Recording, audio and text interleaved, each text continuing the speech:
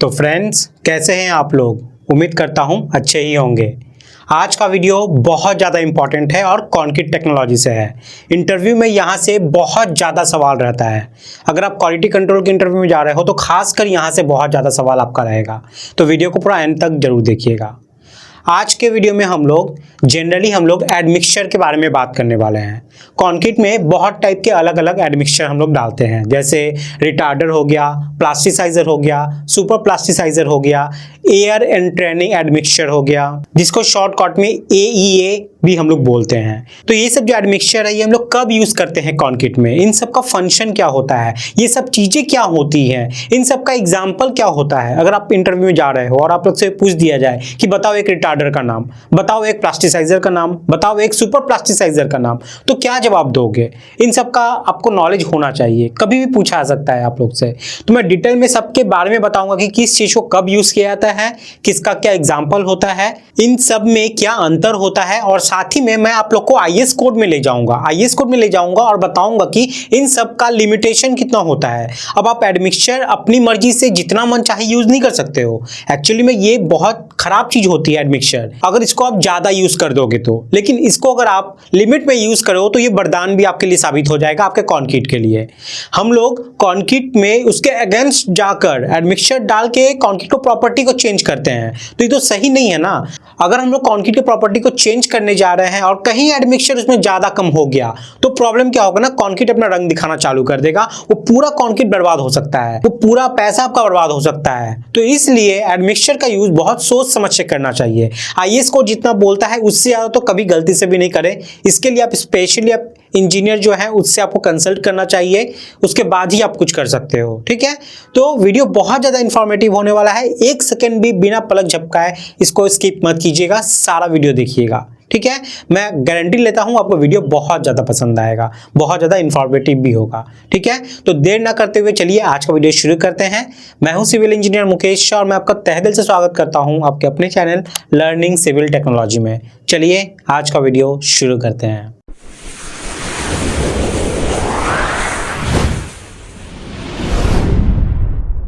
Video में हम लोग सबसे पहले समझेंगे प्लास्टिसाइजर किसे कहा जाता है। उससे पहले आपको समझना है वाटर सीमेंट रेशियो के बारे में, ठीक है, उसका स्ट्रेंथ के साथ क्या रिलेशन होता है। तो आप लोग ये अक्सर सभी जानते होंगे, मैं उम्मीद करता हूं। Water cement ratio is inversely proportional to strength किसका? कंक्रीट का। तो इसका मतलब क्या है, जो कंक्रीट में लोग पानी मिला रहे हैं अगर वो ज्यादा हो रहा है तो हम लोग क्या सोच रहे हैं कि अच्छा हो रहा है, नहीं। अगर कंक्रीट में पानी ज्यादा होता है तो कंक्रीट का जो स्ट्रेंथ है ना वो घटता है। वही हम लोग वाटर सीमेंट रेशियो कम लेंगे, यानी कि पानी कम लेंगे उस कंक्रीट में, तो उसका स्ट्रेंथ ज्यादा होगा। लेकिन इसका ये मतलब कि जितना मन चाहे उतना कम कर देंगे तो नहीं होगा ना। हम लोग को तो एक कंसिस्टेंट पेस्ट भी चाहिए ना, कंसिस्टेंट पेस्ट होना चाहिए, तभी जाकर तो वो कंक्रीट फ्लोएबल होगा, हम लोग उसको कास्टिंग करेंगे। तो कंक्रीट में कितना पानी यूज होगा इसका एक मैक्सिमम लिमिट भी है, मिनिमम लिमिट भी है, वो आपको मिक्स डिजाइन में मिल जाएगा। उसके लिए आपको मेरा मिक्स डिजाइन वाला वीडियो देखना होगा, ठीक है। जाके यूट्यूब पे आप सर्च कीजिए mix design by learning civil technology, आपको बेस्ट वीडियो मिल जाएगी, मेरी गारंटी है इसकी। आप एक बार देखोगे तो मिक्स डिजाइन कभी नहीं भूलोगे, तो वहां से आप लोग देख लेना। तो यहां से आपने क्या देखा, वाटर सीमेंट रेशियो जो होता है ना वो कंक्रीट के स्ट्रेंथ के प्रोपोर्शनल नहीं होता है, इनवर्सली प्रोपोर्शनल होता है। ये कम होगा तो ये ज्यादा हो जाएगा और ये ज्यादा होगा तो ये कम हो जाएगा। यहां तक समझ में आ गया।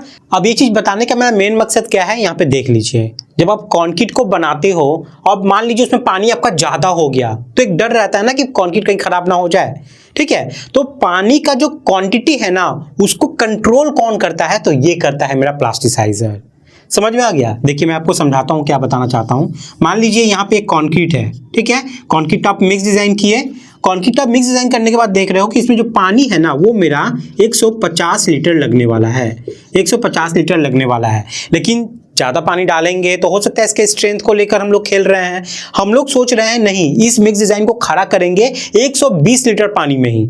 अब 120 लीटर पानी में ही हम लोग को इसको खड़ा करना है, ये कैसे हो सकता है? क्योंकि मिक्स डिजाइन करके हम लोग ने देखा 150 लीटर पानी तो उसको लगेगा ही इसको बनाने के लिए, उसका कंसिस्टेंसी जो पेस्ट है वो लाने के लिए लगेगा ही। यहाँ पे हम लोग क्या कर सकते हैं, कंक्रीट के स्ट्रेंथ को बढ़ाने के लिए हम लोग यहाँ पे 120 लीटर पानी तो ले सकते हैं, लेकिन जो बचा हम लोग 30 लीटर पानी जो हम लोग नहीं लिए यहाँ पे, उसके बदले में हम लोग क्या कर सकते हैं कि प्लास्टिसाइजर को यूज कर सकते हैं। समझ में आ गया? तो ये 30 लीटर की जगह हो सकता है, वो आपको दिखाऊंगा मैं IAS कोड में ले आकर कितना करना होता है।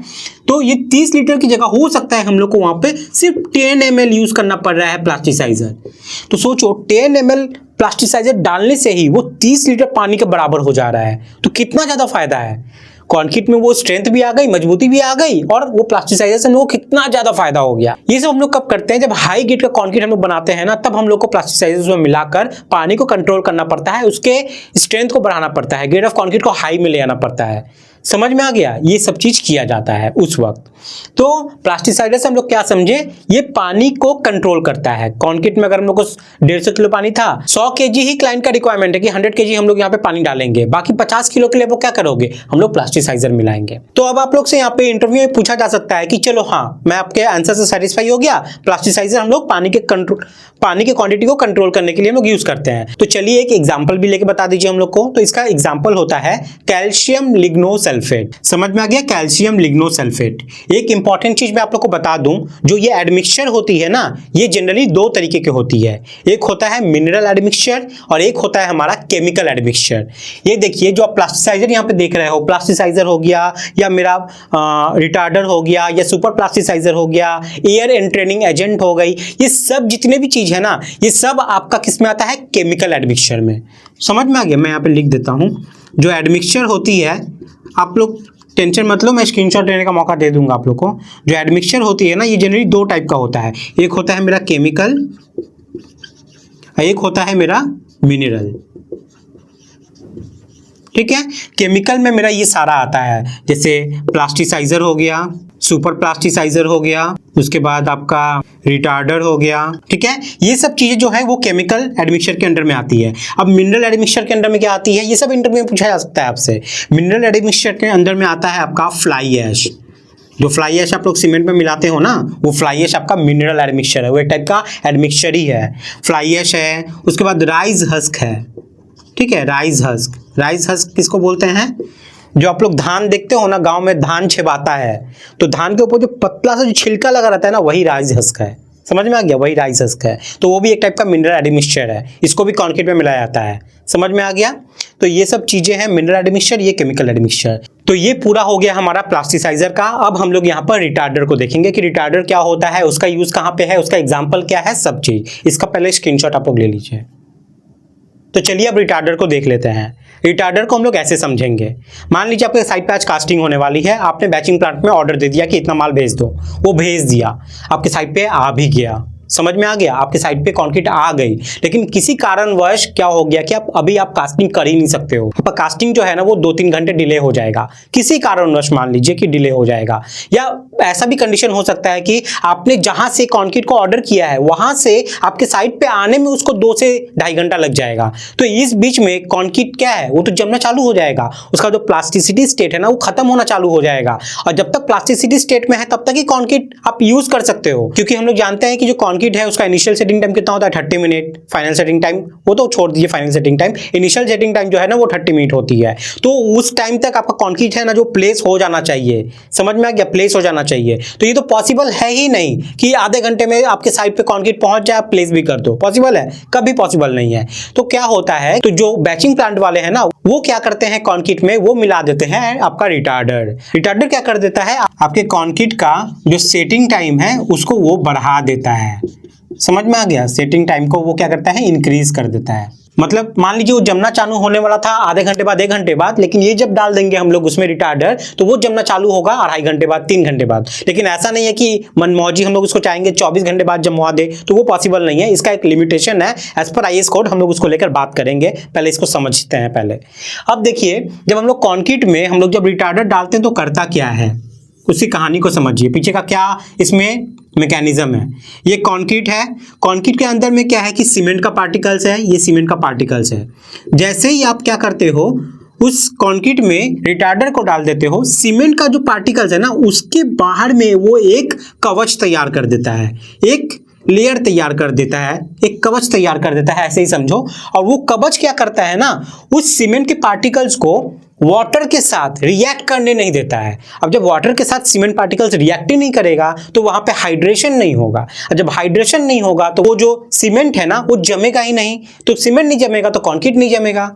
समझ में आ गया? यही चीज काम करता है रिटार्डर। और एक चीज क्या करता है, जो मेरा सीमेंट का पार्टिकल्स है, जैसे ये सीमेंट का पार्टिकल्स है और ये मेरा वाटर का पार्टिकल्स है, मान लीजिए अलग अलग, ठीक है। तो सीमेंट का पार्टिकल्स और वाटर के पार्टिकल्स के बीच का जो डिस्टेंस है ना, जो डिस्टेंस है उसको भी रिटार्डर क्या करता है, बढ़ा देता है। जब वो बढ़ा देगा तो सेटिंग टाइम क्या होगा, यहाँ पे डिले होगा, हाइड्रेशन ही नहीं होगा। हाइड्रेशन एक्चुअली में होता है लेकिन बहुत धीरे धीरे होने लगता है, तब बहुत धीरे धीरे होने लगता है, ठीक है। इसलिए सेटिंग टाइम जो है ना वो इंक्रीज कर जाता है। समझ में आ गया? तो क्या होता है कि एक तो सीमेंट के ऊपर में वो रक्षा कवच तैयार कर दिया जिससे वो वाटर के साथ हाइड्रेशन प्रोसेस नहीं कर पा रहा है, जिससे वो जम नहीं पा रहा है। और एक सीमेंट और वाटर, सीमेंट मैं लिख देता हूं यहाँ पे ताकि फोटो ले पाओ आप लोग। सीमेंट और वाटर के जो मॉलिक्यूल्स है, सीमेंट और वाटर के जो मॉलिक्यूल्स है ना उसके बीच का ये डिस्टेंस को वो बढ़ा देता है। डिस्टेंस बढ़ा देगा तो हाइड्रेशन प्रोसेस नहीं होगा, हाइड्रेशन प्रोसेस नहीं होगा तो वो जमेगा नहीं, जमेगा नहीं तो इनिशियल सेटिंग टाइम जो है वो बढ़ जाएगी, सेटिंग टाइम जो है बढ़ जाएगी कंक्रीट की। समझ में आ गया? तो रिटार्डर क्या करता है, कंक्रीट के सेटिंग टाइम को बढ़ा देता है, जिससे हम लोग 2-3 घंटे बाद, 3.5 घंटे बाद हम लोग क्या करते हैं, कंक्रीट को कास्टिंग कर सकते हैं, थोड़ा डिले करके कास्टिंग कर सकते हैं। तो इसमें रिटार्डर बहुत ज्यादा यूज होता है और ये जनरल अक्सर देखा जाता है कि इसको यूज हम लोग करते ही हैं, क्योंकि कंक्रीट जरूरी नहीं है कि आपके घर के पास से आ जाएगी, थोड़ा लेट से भी होगा। अब लेट से आया है तो 2-3 घंटे हो गए, ऐसे में आप प्लेसिंग भी करोगे उसी टाइम में, तो इतनी देर कंक्रीट थोड़ी ना अच्छा रहेगा आपका, उसका क्वालिटी खराब हो जाएगा, उसमें वो फ्लोएबिलिटी नहीं रहेगी, उसमें वो वर्केबिलिटी नहीं रहेगा। उन सब चीजों को मेंटेन करता है मेरा ये रिटार्डर। क्लियर हो गया? मैं उम्मीद करता हूं क्लियर हो गया है। तो अब यहाँ पे आपसे इंटरव्यू में पूछा जा सकता है कि चलो एक रिटार्डर का नाम आप बता दो, ठीक है। तो यहाँ पे देखो रिटार्डर क्या होगा। एक एग्जांपल है आपका सोडियम टार्टरेट, आप ये जवाब दे सकते हो, और एक है आपका टार्टरिक एसिड। ये 2 एग्जांपल है आपका, बहुत फेमस है ये दोनों, और ये है आपका यहाँ पर रिटार्डर। चलिए इसका स्क्रीनशॉट ले लीजिए आप लोग। अब इसके बाद हम लोग यहाँ पर एक्सेलरेटर को देखेंगे कि एक्सेलरेटर क्या होता है। तो अब बात करेंगे हम लोग एक्सेलरेटर के बारे में। एक्सेलरेटर नाम सुना सुना लग रहा है ना, जो बाइक चलाते होंगे सब जानते होंगे। एक्सेलरेटर का मतलब ही समझ में आ रहा है, भ्रम भ्रम, कुछ भी एक्सेलरेट करना मतलब तेज करना। जब भी हम लोग बाइक को स्पीड करना चाहते हैं तो क्या करते हैं, हम लोग एक्सेलरेटर को घुमाते हैं, जैसे ही एक्सेलरेट करेंगे बाइक अपनी रफ्तार पकड़ लेगी। समझ में आ गया? इसका मतलब क्या है, एक्सेलरेटर से हम लोग कंक्रीट में क्या समझते हैं कि कंक्रीट में ये क्या कर देता है, जैसे रिटार्डर कर रहा था ना, ये जस्ट उसके उल्टा है। ये कंक्रीट में क्या करता है, उसका जो सेटिंग टाइम है, उसका सेटिंग टाइम को ये डिक्रीज कर देता है, सेटिंग टाइम को ये डिक्रीज कर देता है। रिटार्डर इंक्रीज कर रहा था, ये डिक्रीज कर देगा। अब भला आप लोग के मन में सवाल आएगा कि डिक्रीज क्यों करना भला हम लोग को, ठीक है, क्यों करना।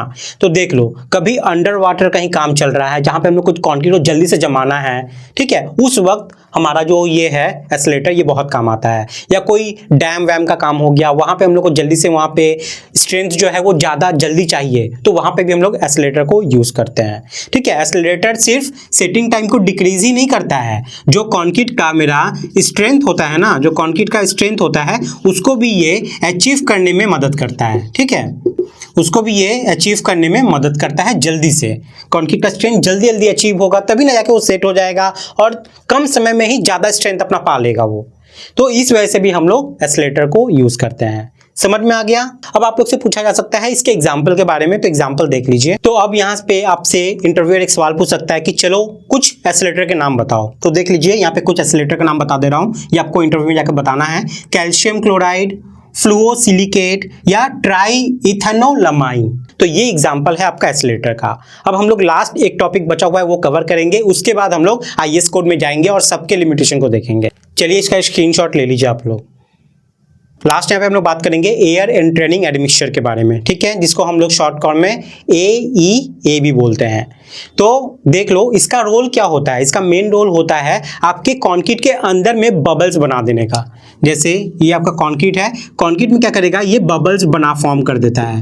ये जैसे ही आप डालोगे ना आपके कंक्रीट के अंदर में बबल्स आ जाएंगे। मैं आप लोग से पूछता हूँ एक सवाल कि कंक्रीट के अंदर में अगर हम लोग बबल्स को फॉर्म करवा रहे हैं तो हम लोग कंक्रीट का स्ट्रेंथ बढ़ा रहे हैं कि घटा रहे हैं, बढ़ा रहे हैं कि घटा रहे हैं, घटा रहे हैं, ठीक है। तो क्वेश्चन ये अराइज होता है जब हम लोग इस एडमिक्सचर को डालेंगे तो इसका स्ट्रेंथ है कि घट जाएगा, इसका स्ट्रेंथ जो है वो घट जाएगा, तो हम लोग इसको डालेंगे ही क्यों, ठीक है, ये डालेंगे ही क्यों। लेकिन बहुत जगह क्या होती है ना कि हम लोग को उतना ज़्यादा स्ट्रेंथ से मैटर नहीं रहता है, हम लोग को उसकी वर्केबिलिटी को बढ़ाना पड़ता है, उसकी वर्केबिलिटी को बढ़ाना पड़ता है। तो ये जो बबल्स है ना, ये अगर हम लोग डाल देंगे कंक्रीट के अंदर में तो उसकी वर्केबिलिटी जो है थोड़ी बढ़ जाती है। ये सैंड के साथ एक लुब्रिकेंट जैसा काम करता है, मतलब फिसलने वाला, समझ में आ रहा है। अगर कोई गीला टाइप फिसला टाइप रहेगा तो क्या होगा कि आराम से वो सेटल कर सकता है ना, आराम से वो सेटल कर सकता है, उसलिए हम लोग एयर एंट्रेनिंग एडमिक्सचर को हम लोग यूज करते हैं। समझ में आ गया, इसको हम लोग शॉर्ट फॉर्म में AEA भी बोलते हैं। क्लियर हो गया। लेकिन आप एक चीज समझिए, जब स्ट्रेंथ यहाँ पे डिक्रीज हो रही है तो इंटरव्यू में एक सवाल यहाँ से बनेगा कि स्ट्रेंथ कितना डिक्रीज होगा, तो जवाब आपको क्या देना है देख लीजिए। एयर एंट्रेनिंग एडमिक्सचर जो है, अगर मान लो आप 1% यूज करते हो, 1%, ये सब परसेंटेज किसका आप यूज करोगे ना, मैं जब IS कोड बताऊंगा तो आपको समझ में आ जाएगा। एक्चुअली में जो सीमेंटिशियस मटेरियल होती है ना, उसका ये सारा परसेंटेज हम लोग लेते हैं। एयर एंट्रेनिंग एडमिक्सचर है वो अगर आप 1% यूज करते हो तो जो कंक्रीट की जो स्ट्रेंथ है वो 3 से 5% डाउन हो जाती है। समझ में आ गया। हर 1% के साथ 3 से 5% वो डाउन होता चला जाएगा कंक्रीट का स्ट्रेंथ। इसलिए इन सब चीजों पे लिमिटेशन लगा हुआ है कि इससे ज्यादा नहीं करना है, उससे ज्यादा नहीं करना है। क्लियर हो गया। उम्मीद करता हूं सारा पार्ट यहाँ पे आपका क्लियर हो गया होगा। तो इंटरव्यू में पूछा जा सकता है कि चलिए बताइए कोई एयर एंट्रेनिंग एडमिक्सचर एजेंट का नाम, तो देख लो आपको ये जवाब देना है एल्युमिनियम पाउडर और एक होता है न्यूट्रलाइज्ड विंसोल रेजिन। ठीक है, ये तो आप लोग जानते ही होंगे, ये थोड़ा अनकॉमन हो सकता है आप लोगों के लिए। तो न्यूट्रलाइज्ड विंसोल रेजिन और एल्युमिनियम पाउडर, तो ये सब हो गया आपका एयर एंट्रेनिंग एडमिक्सचर को लेके। चलिए अब मैं आपको IS 456 में ले जाता हूँ। किस IS कोड में? IS 456 में ले जाता हूँ और आपको दिखाता हूँ कि कहाँ पे एडमिक्सचर वगैरह का रिटार्डर का, प्लास्टिसाइजर का, ये सब का कहाँ पे दिया गया है जो लिमिटेशन है वो, मतलब इतना परसेंटेज से ज़्यादा हम लोग को यूज़ नहीं करना है। समझ में आ गया। चलिए ले चलते हैं। उससे पहले आप इसका स्क्रीनशॉट ले लीजिए। तो यहाँ पे आप जो फोटो देख रहे हैं ये है IS 456 का क्लॉज नंबर 10.3.3। ठीक है, ये मैं स्क्रीनशॉट डाल दिया हूँ यहाँ पे। इसी में देखिए पूरा लिखा हुआ है, जो लिखा हुआ है उसको मैं आसान भाषा में आप लोगों को समझा देता हूँ। इस क्लॉज में 10.3.3 में IS 456 में क्या लिखा हुआ है कि जो हमारा रिटार्डर है, जो प्लास्टिसाइजर है, सुपर प्लास्टिसाइजर है, वो आपको इस परसेंटेज में मैक्सिमम यूज करना है। रिस्ट्रिक्ट किया हुआ है, मतलब इससे ज्यादा नहीं होगा। मतलब जब भी आप कंक्रीट में रिटार्डर मिलाओगे तो आपको डायरेक्ट 0.5% यूज नहीं कर देना है। आपको क्या करना है, पहले 0.25, 0.2, 0.3% ऐसे करके ट्रायल एंड एरर करके चेक करना है, तब जाके मैक्सिमम आप यूज कर सकते हो 0.5%। ठीक है, इतना। उसी तरीके से प्लास्टिसाइजर 1% हम लोग मैक्सिमम यूज कर सकते हैं और सुपर प्लास्टिसाइजर 2% मैक्सिमम यूज कर सकते हैं। अब किसका ये इतना परसेंट, 1%, 2% जो बोला है, किसका भाई? तो देखो, by weight of cementitious material. Cementitious material कौन होता है? बहुत कोई सिर्फ सीमेंट बोल दोगे, तो नहीं, सिर्फ सीमेंट नहीं होता है। आजकल मैक्सिमम जो सीमेंट है ना, उसमें आपको फ्लाई ऐश मिला हुआ मिलता है। ठीक है, तो जो भी मिक्स डिजाइन है उसमें सीमेंट कंटेंट प्लस आपका फ्लाई ऐश दोनों को प्लस कर दीजिएगा। जो भी वैल्यू आएगा उसका आपको 0.5% लेना है, उसका आपको 1% लेना है। जैसे मान लीजिए सीमेंट और फ्लाई ऐश मिला के आपका, दोनों मिला के आपका 400 kg है, 400 450 kg कुछ भी है, तो इसका आपको 1% लेना है। 1% कितना हो गया इसका? 4 किलो। ठीक है, तो 4 kg आप हम लोग यहाँ पे प्लास्टिसाइजर यूज कर सकते हैं। ठीक है, अब आप लोग बोलोगे कि सर जो IS कोड में ये लिखा हुआ है ये क्या एकदम फिक्स्ड है? देखिए नहीं, ऐसा कुछ नहीं है। IS कोड में ही लिखा हुआ है कि अगर कोई एक्सेप्शनल केस आती है तो कॉन्ट्रैक्टर में और जो क्वालिटी कंट्रोल वाले हैं आपस में कुछ डिस्कस करके आप लोग इससे क्वांटिटी जो है थोड़ा बहुत बढ़ा भी सकते हो, वो आपको म्यूचुअली करना होगा। समझ में आ गया। लेकिन ये लिमिटेशन है, ये IS कोड बोल देता है। उम्मीद करते हैं सारा चीज आपको क्लियर हो गया है। इसका स्क्रीनशॉट लेना है तो ले लीजिए। तो अब आपके मन में कुछ भी डाउट है ना, तो आप कमेंट सेक्शन में जरूर बताइए, या मुझसे कुछ छूट गया है तो आप लोग मुझे बताइए ताकि आप लोग से मैं जान सकूं वो चीजें। ठीक है, तो वीडियो को यहाँ पे एंड करते हैं। अब सबसे इंपॉर्टेंट वाली बात, अगर वीडियो आपको पसंद आई है तो एक लाइक जरूर कीजिएगा, इसको आप दोस्तों के साथ शेयर जरूर कीजिएगा ताकि उनको भी इससे मदद मिल सके, और जो भी इस चैनल पर नए हैं चैनल को सब्सक्राइब करके जरूर रख लीजिएगा ताकि ऐसे ही वीडियोस आप लोग को रेगुलर मिलती रहे। तो गाइज आज के लिए इतना ही है, मिलते हैं अगली वीडियो में न्यू टॉपिक के साथ। तब तक के लिए बाय, टाटा, जय हिंद।